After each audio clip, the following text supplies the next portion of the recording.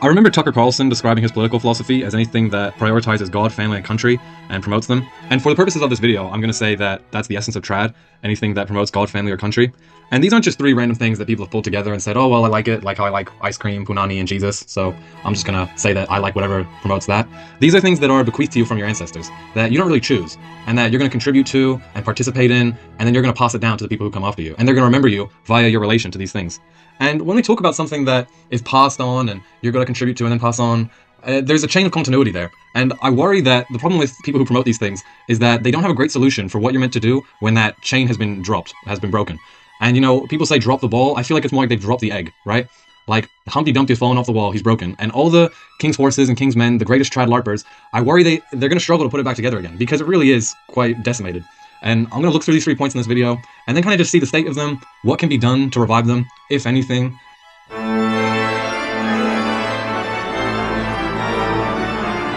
The first serious encounter of mine with religion that I can remember is when I was in year 1. An older boy at my school, Michael, had told me that since I didn't believe in Jesus, I was going to go to hell forever and burn. And that kind of troubled me. It felt unsettling. So I told him that, oh no, Michael, don't you know, science disproved hell and Jesus.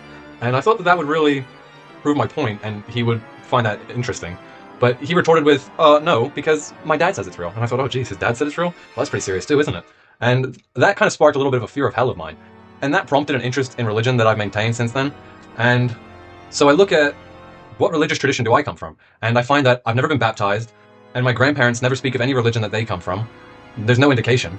I'm European, so I must have a Christian background, but what denomination? And so the idea of getting back to Christianity always feels fake. It would just be something that I've picked up and gone, oh, I'm going with this now. And it wouldn't really feel like it's mine. I remember watching Carl Benjamin have an interview with a Christian friend of his who was Orthodox, and his Orthodox friend was trying to like convince him to convert, saying like, oh bro, it's base, like you're base too bro, like you should be Orthodox because it's the base thing to do. And Carl Benjamin just explains to him like, I'm English, why would an English person be Orthodox? That makes no sense. And it really doesn't. Because if you even think about like when that guy from the Beastie Boys became a Buddhist, and just like Westerners like going to India and just picking it up, and it's just so dumb and fake, and everyone agrees it's like embarrassing. Even if like maybe these religions are great, it's just hard to watch some Westerner just pick it up and just go, oh, this is mine now. It's just painful to watch. And it's the same with an English person picking up Orthodox Christianity. It's not really yours, is it? And it just feels like one big LARP. I'm gonna have to join the neo-pagans.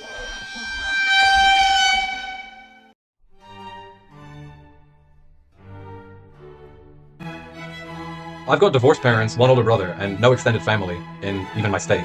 And this is not at all a rare dynamic for just quirked up white boys in my part of the world. But if you explain this to really any other corner of the world, that this is what I call my family, they would just be perplexed. It's hardly a family, it's just a bunch of people who I know, who I have some genetic relation to. But there's no really unit that you can point at and go, oh yeah, this is a cohesive group called the blank family. And so regardless of the fact that I haven't really had much of something I could call a family in a serious term bequeathed to me, there's not a great deal of hope of even starting a family. I'm a KHHV, and there's no indication of that changing anytime soon. Like, the average body count of Australian women is meant to be like 14, and this is probably downplayed by the people participating in the studies, and then also upplayed by the people reporting the studies, so it's not something that's really too precise a measurement. Also, there's the kind of people that I'm conversing with, which kind of increases it. So realistically, my future partner will probably have a body count of 20. And some people might be watching this video going, oh my god, he's talking about body count, oh great, this is some incels video. But it's interesting that this topic of body count is something that really plays up on the male consciousness. People tend to struggle to articulate it in a way that doesn't sound misogynistic and kind of just spiteful. But it kind of is important because it just adds to this feeling that nothing's really yours, that it's just your turn with this person. And evidently, it does seem to bother people and kind of undermine their satisfaction with relationships. And then if you do have a kid, you only get like 1.9 of them. Like, that's hardly enough to call a tribe. Like, that doesn't really give you the feeling you can say, this is me, this is mine, this is my tribe, this is where we come from, and we all work for each other. It's, again, just like some people, you know, yeah, you just got a wife and some kids, yeah, you hang with them. But there's no, like, big cohesive unit that you're a part of. So again, you're just another atomized dude.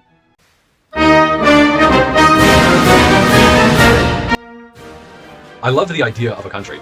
So we're gonna have this place, it's gonna have some cities, and all of it was built by my ancestors, and then the people who I look around at now are like my 5th to 10th cousins, and we're gonna like intermingle, and then our descendants will get to enjoy the fruits of our labor. I'm so hyped for this. Yeah, let's like contribute. Dude, I'm gonna wake up early in the morning, get to work, pay my taxes. I'm really looking forward to this whole project that we're starting, guys. And in a lot of places in the world, they get this, except for me. Every single one of my great-grandparents was born in Australia. And when I ask ChatGPT how common this is, they say only 2 to 3% of Australians can also say this. I don't even get to have a real national identity to call myself a part of. What is an Australian is like a millennium problem of mathematics, but for politics. They ask it so many times on Q&A.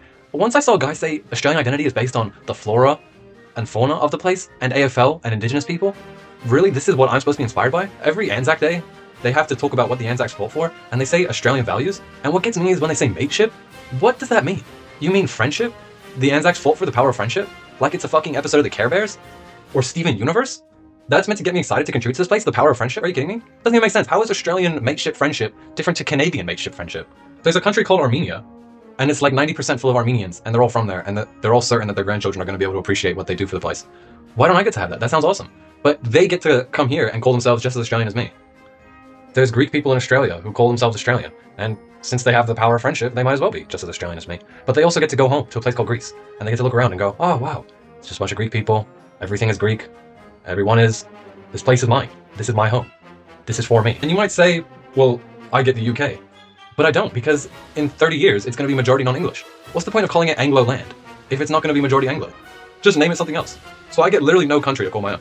And this isn't to blackpill about how it's over for the West. There's a lot of people working hard to save it, and likely they'll be successful. But I'm not a part of that. Like, they don't need me for anything. So I've got nothing to really even work on.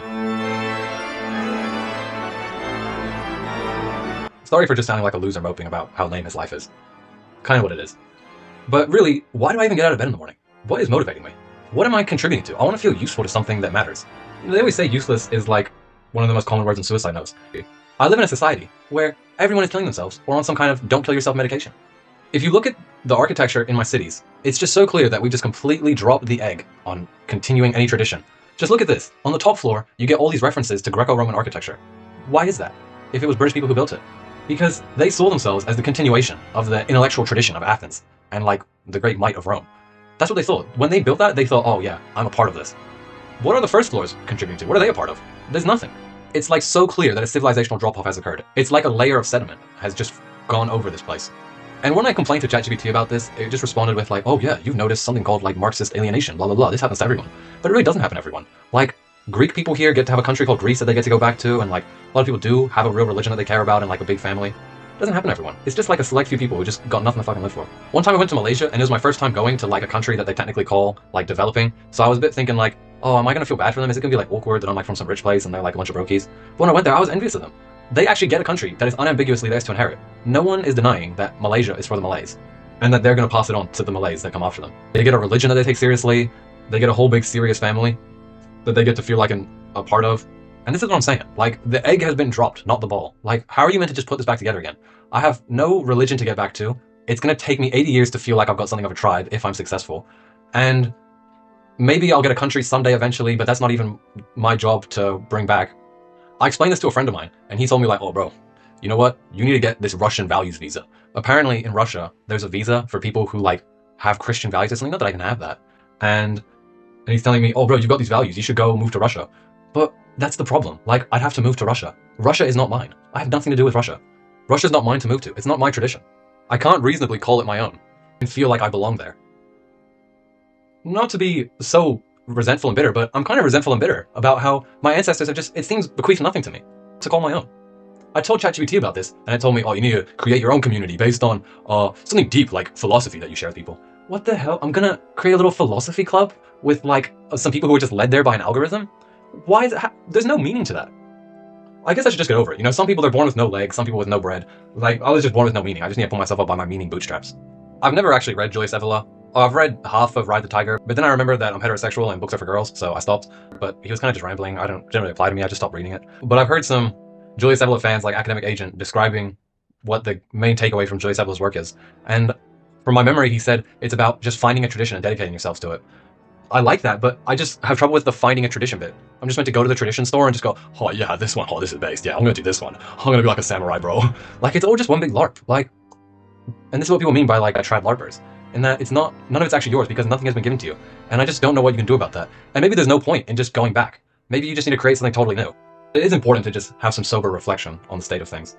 And maybe I don't even want things to be better. Maybe I just want an excuse to never try. Because like I said, like these things, like I'm gonna try hard so that my family will be proud of me and like they'll appreciate and have the fruits of my labor. I'm gonna try really hard to make my country better. I don't have a country. And I'm gonna try really hard to impress God and God is gonna be satisfied with me. Don't have a God. So maybe I just want to be lazy and sit on my ass and say, oh, well, great, looks like I've got nothing to do. And ever since I've come to this realization, I do just see every little spurt of motivation as I have as just a bunch of cope. So I do need to rethink that. Because since I've realized that I've got nothing eternal that is beyond me, there's just no point in trying for anything. And maybe this video is really surface level and people say, oh my god, really? You just found out that modernity is soul crushing and like shallow? But people always say that. People say like, oh, we're living in such a religious, morally bankrupt era. And I think like, oh yeah, I guess more people identify as atheists on a census. Yeah, I guess that's what we're talking about. But I feel people just skip over the importance of how dramatic it is that people haven't chosen to be atheist. They're born into it. And it's not a choice. They literally just have nothing. And how are you meant to get back to anything? Because it's just going to be like a bunch of Buddhist LARPing. When I was a kid watching TED Talks, every single TED Talk would have to define dopamine. We found that when you scroll on your phone, you actually get an increase of pleasure chemicals. It's called dopamine. Dopamine is the pleasure chemical. And I remember thinking when I was like 8 years old, like, bro, I know what dopamine is. You don't have to explain it to me again. They would do it every time. And I'm thinking, when are people going to learn what dopamine is? How many times has Andrew Huberman defined dopamine and norepinephrine? Little side tangent. That guy, he's not even a neuroscientist. I swear he's just learned 12 different chemical names and then just said the same things every single day. I've never heard anything from him that I haven't heard from someone before. He is the least groundbreaking person on the planet. Bring up the dopamine, because why don't people talk about modernity like they talk about dopamine? And that, let's just recap. Yes, we know it's degenerate, but really, why is that? What does that actually mean? People just kind of throw it out there. Oh, it's soulless. What does that mean? You literally have nothing given to you, and you're just totally on your own. And there's no context for your life even.